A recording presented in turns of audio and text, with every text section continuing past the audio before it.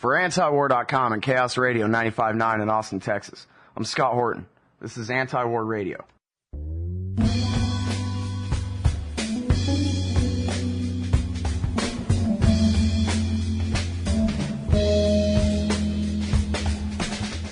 All right, we're going to start this show off with our first interview. It's the other Scott Horton, heroic international human rights anti-torture lawyer and professor at Columbia University. He's a legal affairs correspondent at Harper's magazine, where he keeps the great blog that I'm looking at right now, No Comment. Welcome back to the show, Scott. How are you doing? Hey, great to be with you, Scott. Well, thanks for joining us. I really appreciate you making the time for us today. I know it's I guess blizzard conditions again there in the Northeast, huh? That's right. You know, sort of warm, big snowflakes falling, but, you know, making things a little bit difficult to get around. Yeah. I saw a picture of a guy made a really cool colored kind of Chinese-looking dragon out of a snowbank on a sidewalk. That was pretty cool. Somewhere up there. All right, anyway, first of all, let's talk about the Guantanamo suicides. Your article it's the March issue of Harper's, right? That's right. And on the stands now. And, good. And, of course, it's at the website at harpers.org as well.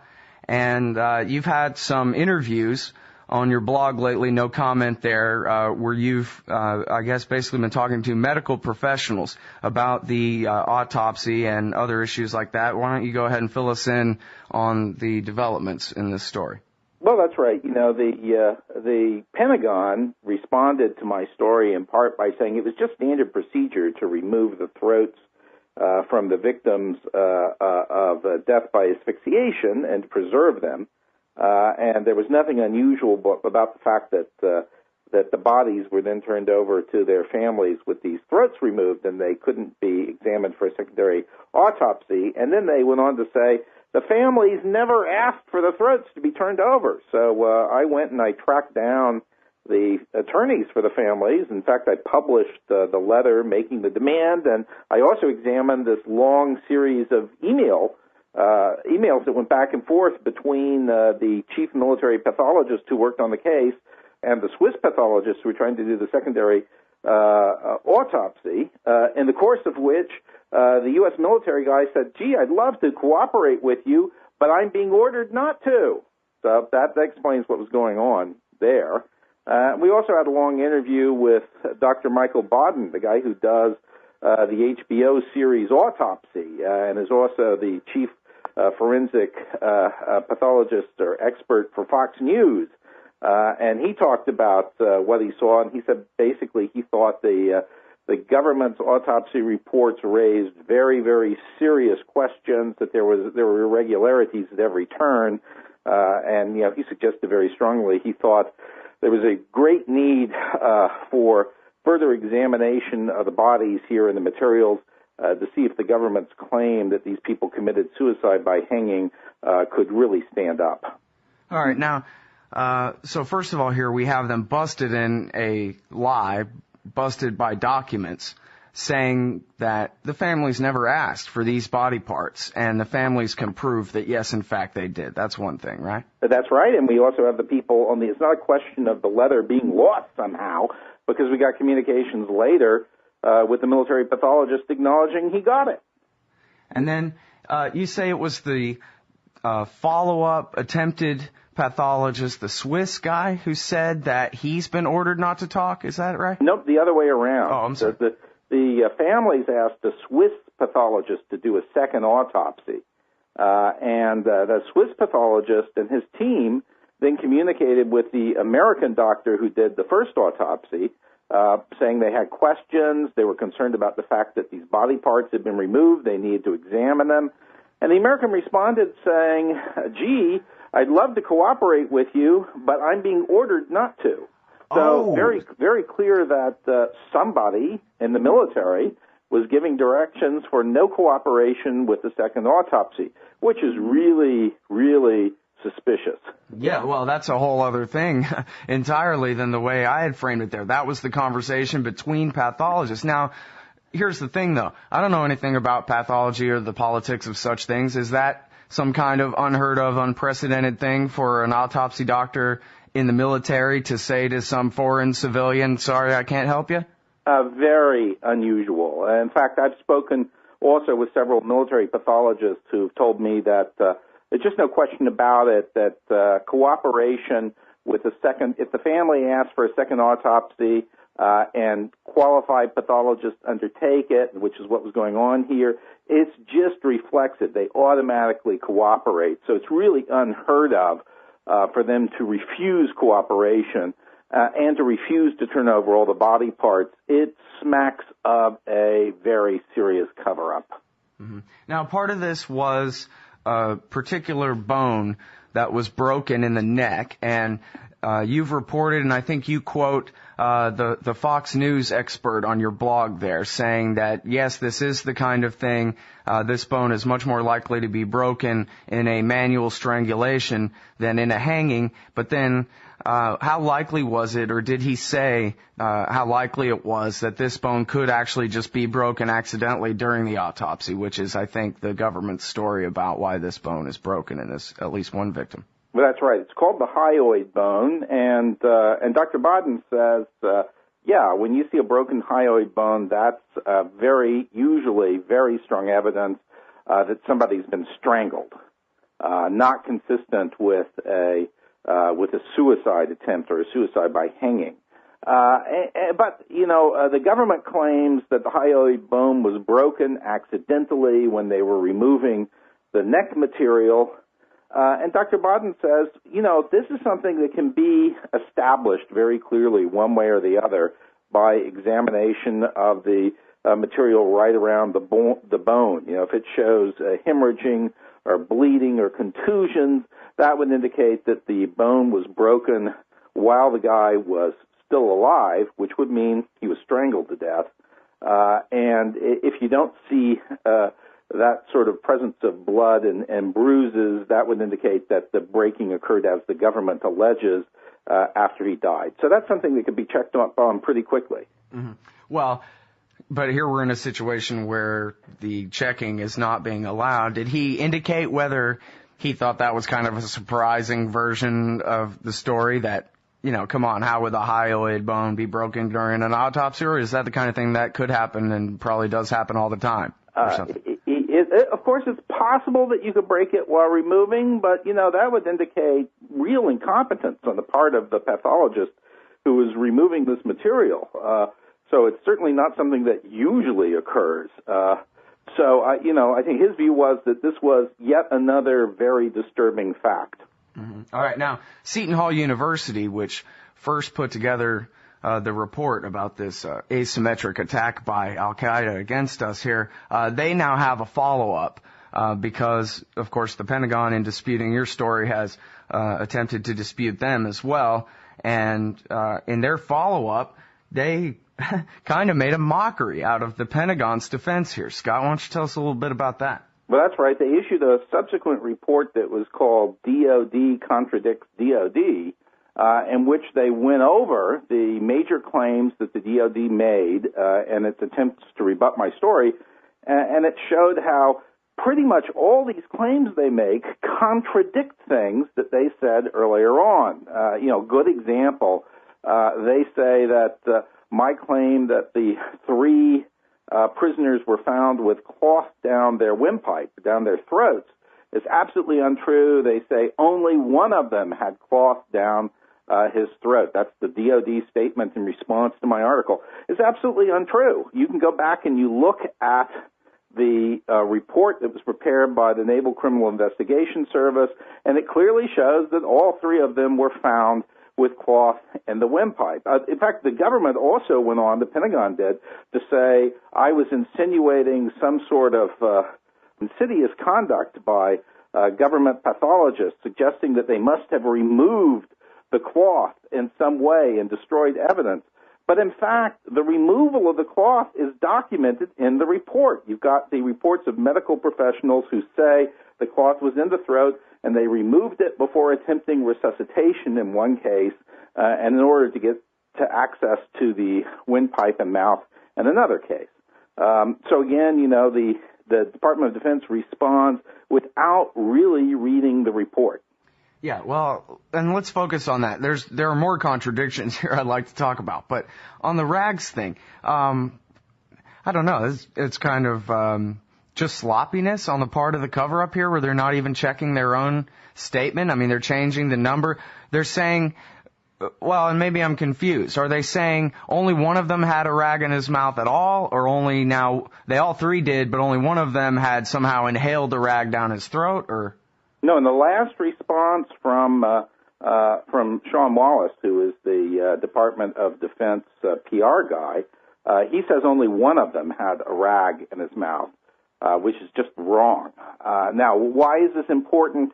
Because the evidence we see suggests that the death by asphyxiation is connected with the presence of this cloth, not only in the mouth but going down the windpipe of the three people. Most likely, it was death by asphyxiation through choking, not hanging in a cell. And now, a couple of these discrepancies are, whether the lights were dim or whether they were on or off, the number of interviews. I guess I'll let you go ahead and elaborate on the number of interviews, and then especially, please, the contradictions about the video footage from the cell block that night. Well, that's right. Well, let's start with the video footage. That's an interesting thing.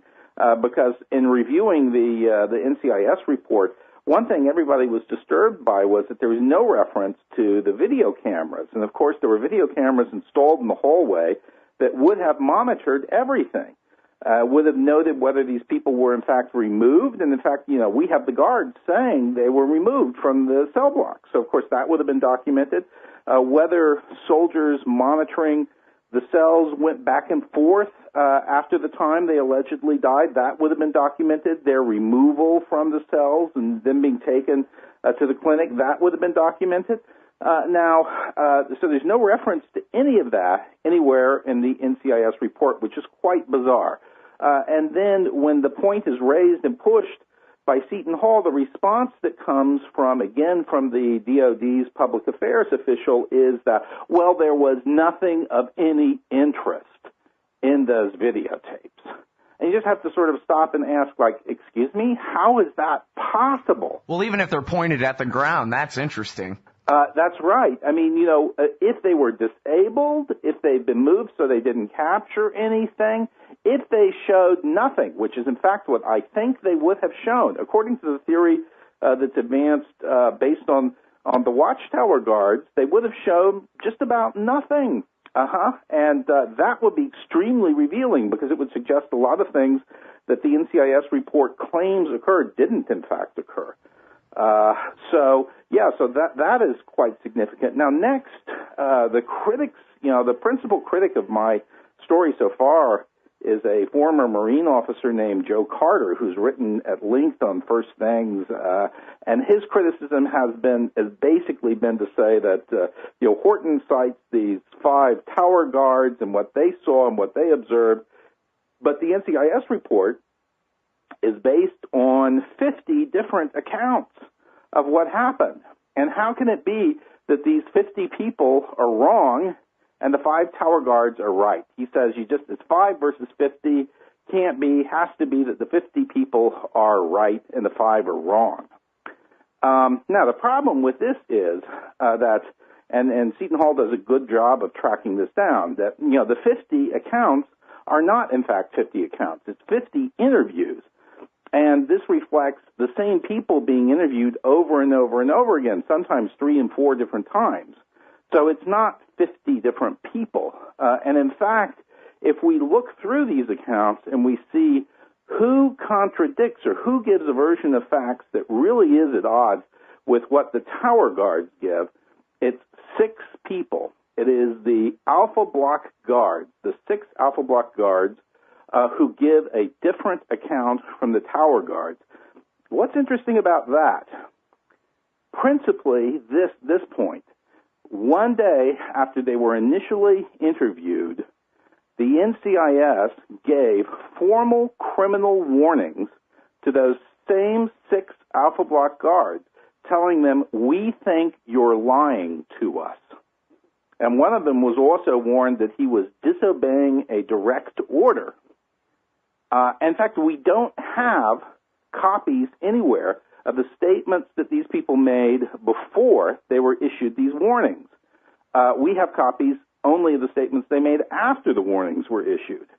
So there was an intense coercion applied on these people to give a certain kind of account, and then that is the account that NCIS used.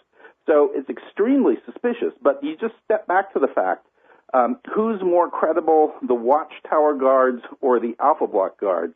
The Alpha Block guards were deemed not to be credible by the NCIS itself. That's the starting point. Two, they were under immense pressure, including threats of bringing criminal charges against them unless they gave a certain account, which is another reason to believe that their account of what happened that evening was manipulated consciously by the people who were conducting the investigation. Okay, so just to make sure that we're clear on this, 50 interviews becomes quite narrowed down because it's the same people being interviewed over and over again. Now, these other statements, aside from the guards, that you say don't contradict your witnesses, the guard tower guys outside. Right. Do they actually substantiate what your witnesses say, or they just don't make reference either way in a conclusive fashion, or how's that? Well, for instance, the six are the ones who claim to have seen them hanging from their cells in the Alpha Block. Okay, that's directly contradictory to what the Watchtower people say. The others are mostly people who are in the clinic who talk about seeing the bodies when they come in and observe and describe them. Well, that's not in dispute. Of course, our people say that the bodies were delivered to the clinic, and that's where they were. So there's really not a difference in the presentation between the tower guards and the Alpha Block guards on that score. Okay, and those statements really don't contradict the tower guards. Right. But they're sort of beside the point. Yeah, that's right. They don't really verify it either. That's right. Okay, now, so as far as the six guards, now, I guess the guy, Joe Carter there at First Things would say, well, look, it was their fault, right? They were supposed to be on guard on this cell block. These three guys committed suicide. They must have, told a version of the story that made themselves look pretty good to the initial investigators, and no wonder they were threatened and forced to then tell the truth, right? Well, I would view this, I would think a criminal investigator would view that point quite differently. That is, these are people who have every reason to doctor the facts to try and get themselves off the hook, whereas the people in the towers have no concern. It really, it doesn't reflect negatively on them, whatever the facts were. So the ones on the inside, the Alpha Block guards, are the ones whose statements would have been more inherently suspect, and in fact were viewed as not truthful by the NCIS when it began its investigation. So, Joe Carter is saying it's sort of a test between the Alpha guards and the tower guards, and who do you think is more credible? And I'd say on objective legal criteria, there's no question but that the tower guards' testimony would be deemed more credible. Right. Because of no self-interest. Right, yeah. The official story has it that it happened on the watch of these other guys, so, if it just comes down to, they said and they said, it does seem pretty clear, who you'd have to side with just on the basis of that alone. Now, Seton Hall really focuses in on one other fact that I had missed before, and that is that we know all these people were asked to write down statements immediately after the events, and many of them did write down their statements, and all those statements seem to have disappeared. There's no record. Oh, you don't say. They don't show up anywhere. You do have they have it, Seton Hall has as a documented fact that they were asked to write something. It is part of the standard operating procedure, and in the course of their interviews, several of them talk about sitting down and beginning to write their sworn statements. So we know, and from many accounts, that the preparation of these statements was begun. We also know that at some point down the road, people were told, stop, right? Don't do this anymore. Now, that's already extremely suspicious. Why is it that the command authority is saying, don't write up sworn statements? So there clearly is some sort of effort going on, and this is at 1 and 2 days after the deaths, to coordinate an account of what happened and to obliterate the initial eyewitness sworn statements of what happened. That's also highly irregular and highly suspicious. Mm-hmm. All right, now, talk to me a little bit about your witnesses. You have, I guess, 4 of them to the events of that night in your article, and it's the Gitmo suicides at harpers.org and on your newsstand there in Harper's Magazine. And then you have 5 witnesses to, including one unnamed witness, to the instructions given by the commander the next morning that you are to lie or at least not contradict our lie from here on out. So I'd like you to maybe, just talk a little bit about them, and then also, can you tell us whether you've had any new witnesses come forward or you've learned anything else about this? Have you been able to track down anyone else who was there and might know something relevant in your follow-up work on this? Well, I'll answer the last question first. Yes. We now have witness number 6, who confirms pretty much what witnesses 2 through 4 have confirmed. I haven't written this up yet, but it will be coming shortly. So that there is yet another witness now stepping forward, corroborating the same statements. But, let's talk about who these witnesses are. They're all members of the 629th Military Intelligence Battalion. Most of them were on guard duty that night. They were assigned to maintain perimeter security for Camp Delta, inside the Guantanamo Naval Base that evening. And, their duties included monitoring tightly everything that entered and left the camp. Okay, so when they say these prisoners were removed, they are reporting what they were required to monitor. They were also, from the towers, supposed to keep an eye on everything that was going on inside the camp, and that was included specifically movements of people down this central alleyway between the camp buildings, the barracks, and the detainee clinic. So, when they say they saw, or rather they didn't see people going from the barracks to the clinic that evening, that's also something that it was their responsibility to keep track of. And the person who's provided by far the most detailed report here was the sergeant of the guard. That is, he was the NCO who was in charge that evening of the perimeter security. And as sergeant of the guard, he moved from post to post to post, keeping track of everything that was going on. And he's also a licensed private investigator and a decorated soldier who, in fact, was praised by his commanders for his work at Guantanamo at that time, was selected as the NCO of the quarter, and departed with a commendation medal. And what about the others? And the others were, they were also NCOs who worked with him very closely. Another one of the others was also a private investigator, who earns his living basically keeping an eye on things. And they're all, I'm thinking now, all of them are either reserve or still active duty in the military. All of them, none of them are people who have a grudge or problem with their unit or their officers of the military. Nothing of that sort whatsoever. And they all say that, they thought what happened, especially the following morning when they were ordered not to talk about what they had observed, and they were told that an official story would be coming out that would be different from what they all observed that evening. They say they thought that was really strange.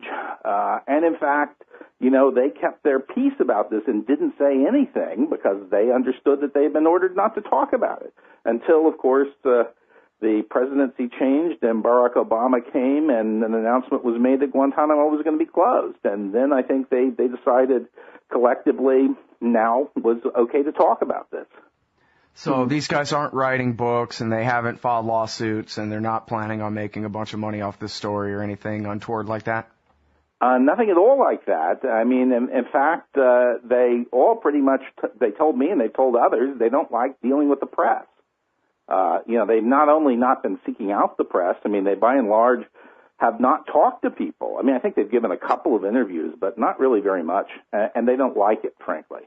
Well, this is something that I was going to ask you about. The only reference I saw in the New York Times, well, actually there were two references in the New York Times. One was sort of the perfunctory AP story that just kind of ran on their site. And then the second was, I think, Harper's response where they quoted Harper's as saying, the New York Times is ignoring us. And it was a letter to the editor from the editor of Harper's saying, that's not what we said. What we said was you were ignoring this story by Scott Horton about the so-called suicides at Guantanamo Bay. That's what we said, and then they had no response to it. They just thought it was funny enough to put on the site, I guess. Well, it's true. I mean, it was Rick MacArthur who said that. He's our publisher, and he had given an interview to them, a very lengthy interview, in which they, in the course of talking about the publication, he talked about the article I had written and said how troubled he was at the fact that this article was getting relatively little media play. And they reported this in an article in which they said, Mr. MacArthur said he was upset that Harper's wasn't getting a lot of media attention, which simply isn't what he said at all. And so he sent them the correction and they published it. And then they still didn't cover the story at all. Yeah, they haven't, although, I will say I have been contacted by and spoken with two different reporters at the New York Times who were interested in it and who were collecting facts about it, one of whom told me he's trying to write a story about it now. So, I think they will. I mean, one of the things to keep in mind is that this is a factually very complex matter. I researched it for 6 months before writing the story. It's not something you can just do over the weekend. It's very complex. It takes a lot of time to come up to speed on all the detail and all the issues. So I think there will be, further press reports about this, and I strongly expect we're going to see in broadcast media one of the major networks running a major story about this shortly, and I've talked to some of the people who are involved with that. Wow, that is great news. And now part of that story is going to have to be, where's the Justice Department? They got a monopoly on this kind of thing here. It's not like I can indict. And indeed, we've had two stories that have addressed that angle of it. We have Jane Mayer's story in the New Yorker, and then yesterday we had Jody Cantor and Charlie Savage doing a piece in the New York Times, both of them talking about how's the Justice Department dealing with all of these unpleasant details from the Bush-era war on terror, and both articles saying Rahm Emanuel has decided that they're not going to deal with these matters, which is exactly what's happened. There's been a political decision in the White House that there aren't going to be any investigations. Yeah, didn't you get the memo? We're not looking backwards at this stuff. In fact, you quoted it perfectly, Scott. That's exactly what Rahm Emanuel is quoted as saying about Eric Holder when he tried to, when he initially appointed John Durham to do a preliminary investigation. So we're told that Rahm Emanuel went just apeshit over that. Well, look, this is the Saturday Night Massacre, right? This is the kind of thing that attorneys general are supposed to resign over, being bossed around by the chief of staff over at the White House, the Karl Rove, political spin people. They're not supposed to have anything to do with what happens at the Department of Justice. If it's run properly in the way the law expects, that's exactly right. But, what's really interesting is that David Ogden, who was the Deputy Attorney General, did resign, and we've got some suggestion here that Rahm Emanuel had asked Ogden to try and ride herd over Eric Holder on these matters, and evidently as a result of sparks flying between the two of them, Ogden winds up resigning. So, unclear to me exactly what Holder's attitude is. Clearly he's, resisting the White House's efforts to chain him in, but not clear exactly how far he's resisting them. So this guy, Eric Holder, Speaking of him, well, I could ask you about Cheney because I like that one too. But no, let's stick with the underbomber here. The Republicans are saying that the underbomber should have been called an enemy combatant and taken off to Guantanamo or a black site in Thailand or somewhere to be tortured.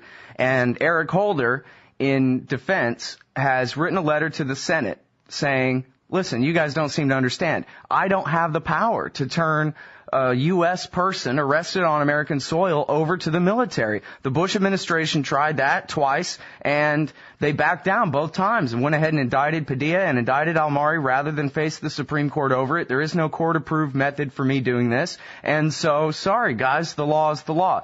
But here's my question.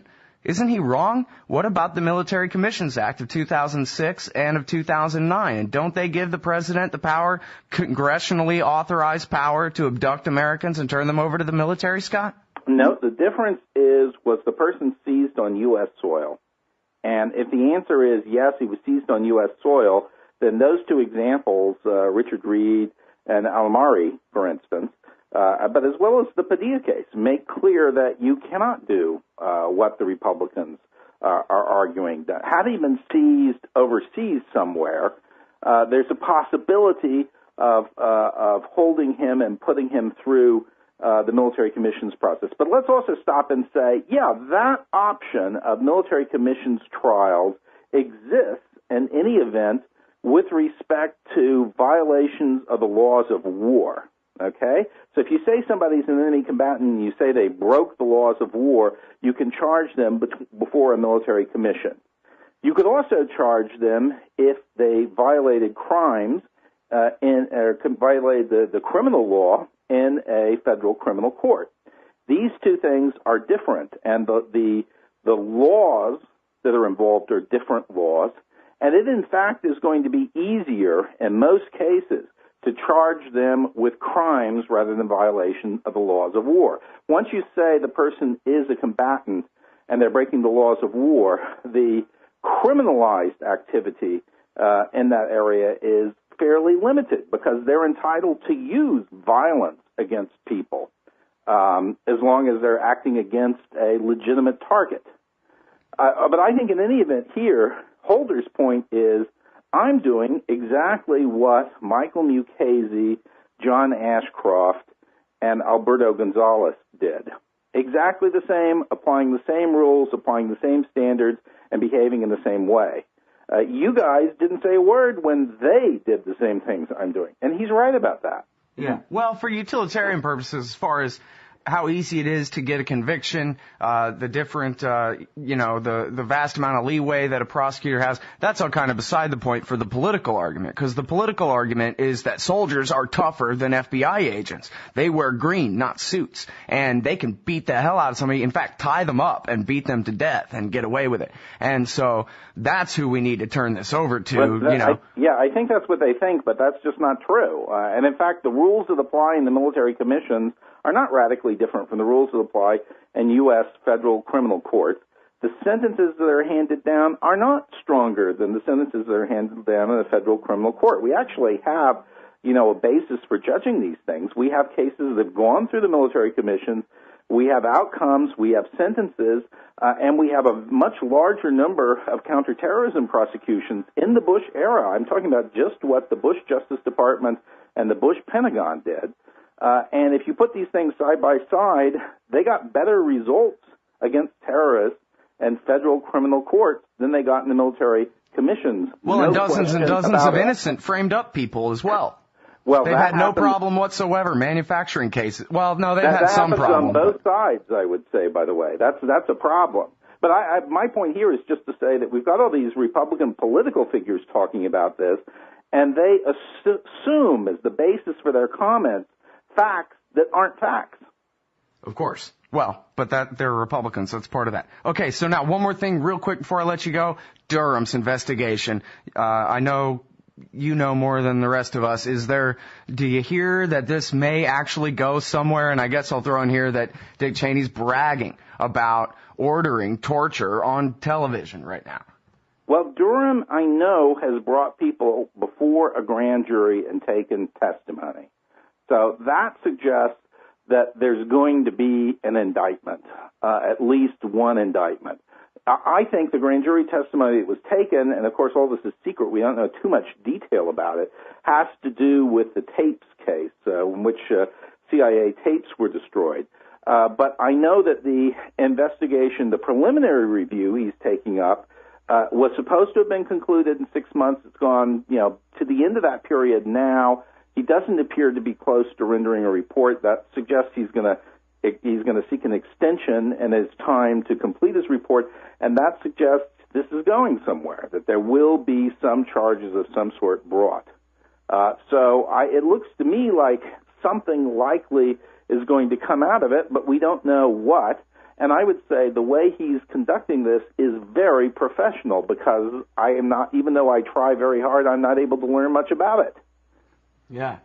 Well, you keep trying, because I want to know everything that you know about it, because, I don't know why it is I want so badly to believe in this whole rule of law thing, but maybe it's just I'd like to see Dick Cheney in the dock because of the crimes he committed were actually, violations of the natural moral law in all the ways that I do believe in, but it sure would be nice to think that there's actually such a thing as a prosecutor independent enough that he could actually indict the vice president at least, and cabinet officials, their lawyers. I mean, because what they've done here, as we've talked about many times on this show, is the worst sort of criminal behavior. Tying people up where they're helpless and doing the very worst things to them, including all the way to death, Scott. Well, you're right. I have to say, watching Dick Cheney appear on this week on the ABC, I kept seeing Ernst Blofeld from the James Bond movies there. I think we all just need to collect and buy him a Persian cat. I think he'd make a perfect Blofeld. Yeah. All right. Well, listen, thanks very much for all your work and your time again on the show today, Scott. Okay, really great to be with you. Take care. All right, everybody. That is the other Scott Horton, heroic international anti-torture human rights lawyer, legal affairs correspondent at Harper's Magazine, keeper of the blog No Comment, and author of the article The Guantanamo Suicides. On the newsstand right now in Harper's Magazine and at their website, harpers.org. And we'll be right back